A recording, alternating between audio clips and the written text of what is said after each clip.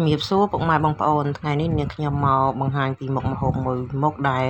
បងប្អូនឆ្ងាយពីសមុទ្រមិនសូវបានស្គាល់ចាម្ហូបនេះគឺជាញាំសារាយសមុទ្រហើយនេះគឺជាសារាយសមុទ្រដែលខ្ញុំបានទិញនៅខេត្តកំពតកាលពីថ្ងៃមុនខ្ញុំបានយកមកលាងទឹក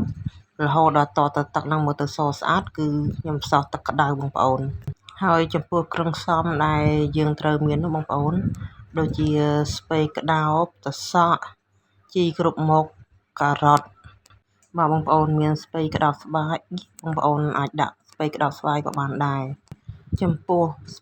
ម្ទេសផ្លោកក៏បងប្អូនអាចដាក់បានដែរថាទៅវិធីនេះធ្វើដូចតែញាំយើងធម្មតាគ្រាន់តែខោផ្លែវាមានសារាយសមុទ្រមានបង្គាមានទឹកត្រីកោះកុងហើយនឹងអ្វីដែលពិសេសជាងគេនោះគឺមានខ្ទិះដូងហើយនឹងសាច់ជ្រូកខ្ញុំជ្រើសរើសយកសាច់ជ្រូក3ជាន់យកមកស្ងោរឲ្យឆ្អិនហើយយកមកហាន់ជាបន្ទះចាបន្ទាប់មកគឺដាក់ចូលគ្នាទៅខ្ញុំដាក់ស្រូបទឹកត្រីកោះកុងចូលទៅចាចូលហើយខ្ញុំចាប់ដំច្រវល់ឲ្យសព្វបន្ទាប់ពីច្រវល់ឲ្យសព្វហើយខ្ញុំដាក់ទឹកខ្ទិះដូងចូលរួចជាការស្រេច